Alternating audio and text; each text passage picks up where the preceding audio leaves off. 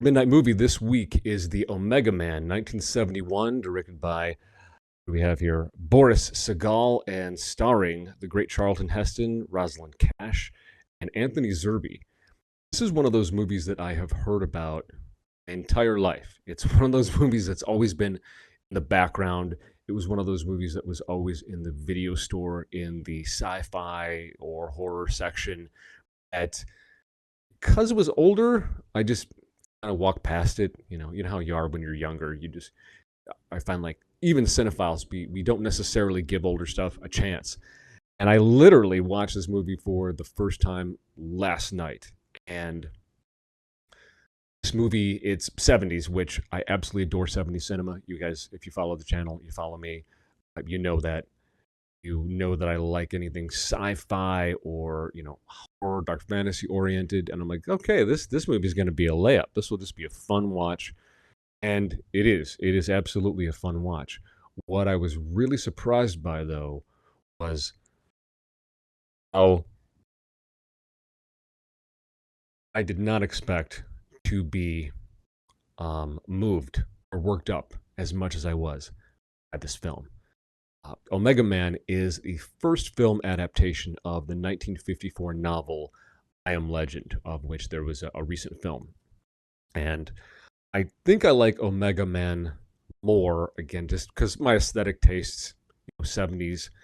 I like film. I like, more practical effects. But essentially, the plot of Omega Man is due to an experimental vaccine, Colonel and Dr. Robert Neville is the only survival of an apocalyptic war, except for a few hundred deformed, nocturnal people who are also, get this, homicidal maniacs. They blame science and technology for their condition, and they see Neville as the last symbol of science, reason, and civilization, and therefore he must die. Neville uses everything at his disposal as a scientist in an attempt to survive. That's what a great premise. Also, this movie is only a few years after Night of the Living Dead, which really pulled and solidified the zombie genre as something, sort of reestablished it. Prior to that, zombies were a product of voodoo in older films, and Romero comes along and gives us this completely new, fresh take on zombies that blew everybody away, still blows everyone away in the classic. Years later, we're getting the Omega Man, and we're getting not quite zombies because they have a mind. They do have an ability to think on some level. They're like vampires in that they can't stand light, they can't stand garlic or crucifixes. In the novel, which I'm familiar with, Neville determines that it is all of these things, their sensitivity to light, garlic, even crucifixes, has a rational explanation. The antibacterial aspect of garlic is, bad for the virus that's in their body.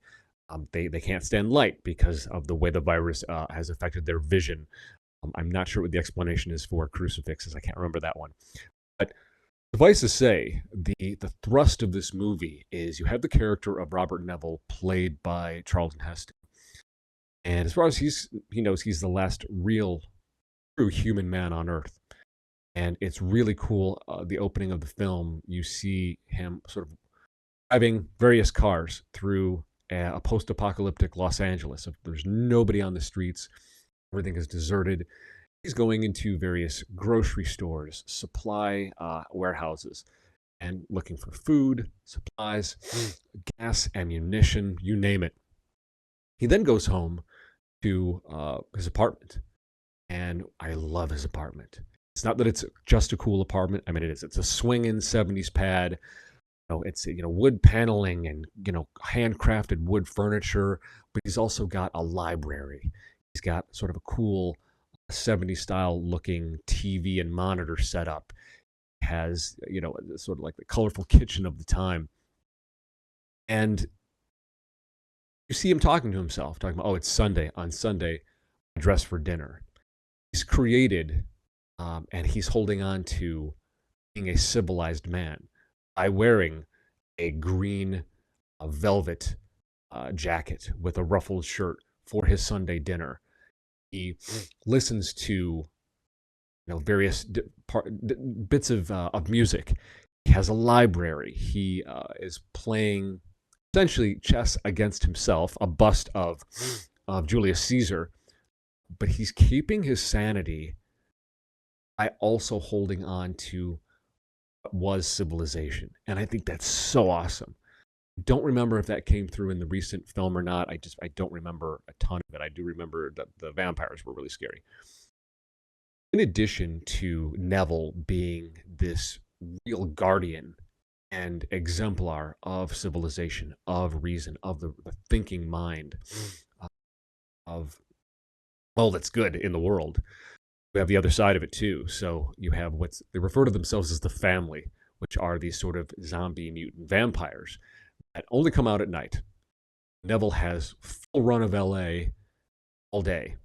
He can steal cars, to get around town to get supplies, to get food. He just has to get back before night comes, because that's when family comes out.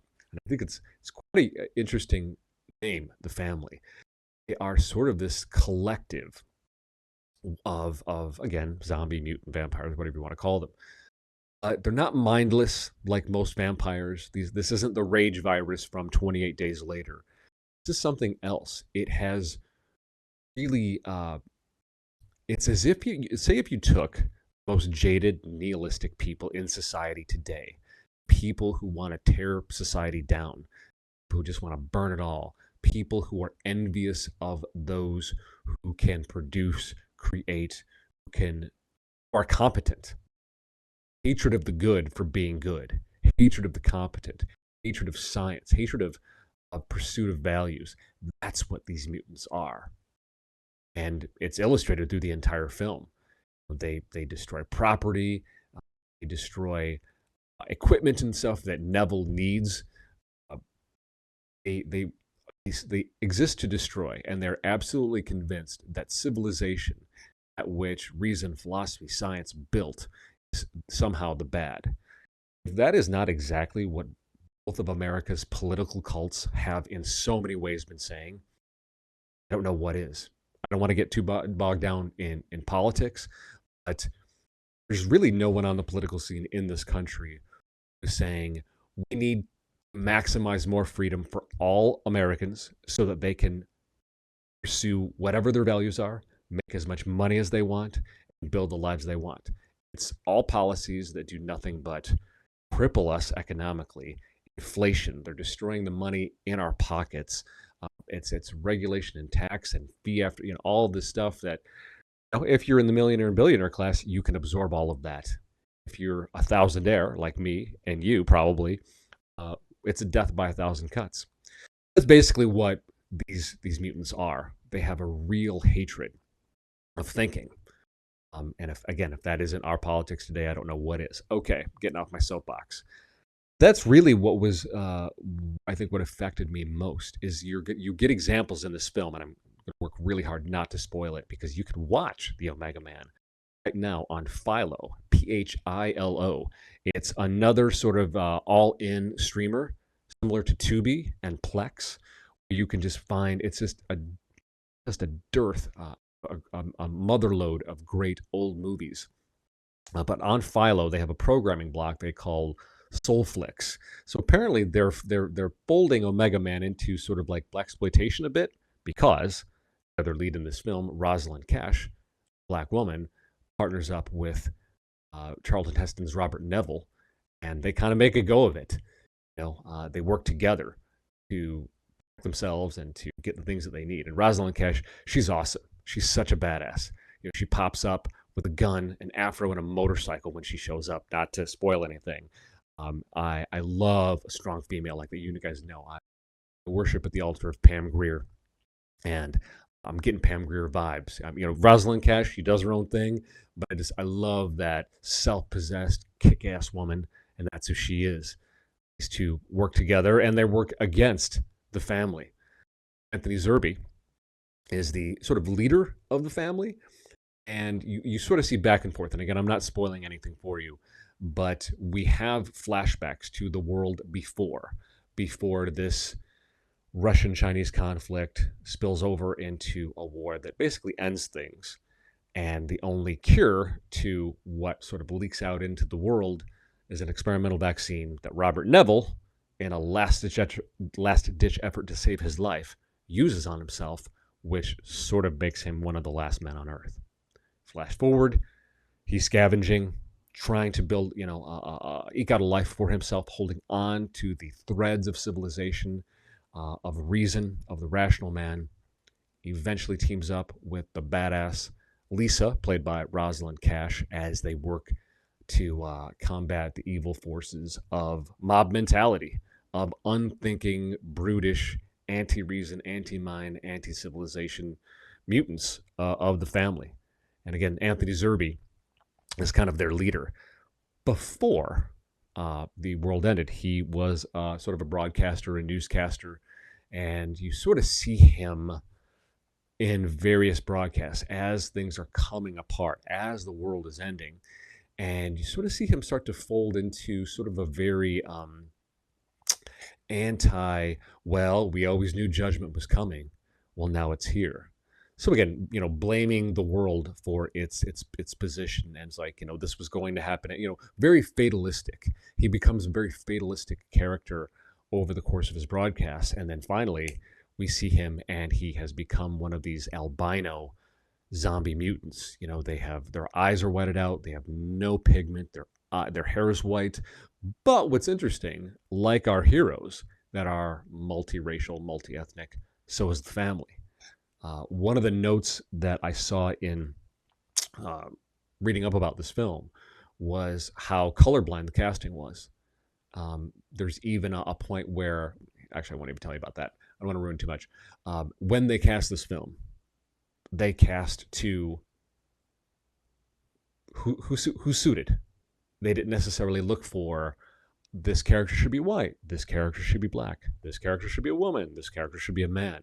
They really went at it colorblind and ended up with just a really beautiful cast that there's no one in this film that you will see that you have to adjust to. It's like, oh, I don't really buy him as playing, so-and-so, or she, why did they cast her? Oh, no, you buy everybody immediately. And because the action of the movie it's just the right pace. You do have slower moments where the characters have to sort of regroup, and they're responding to things that happen. But at no time does the energy dip. At no time does this movie get boring. The pace of it is really excellent. Obviously, Charlton Heston is one of the greatest American actors, definitely one of the greatest actors this country's ever produced.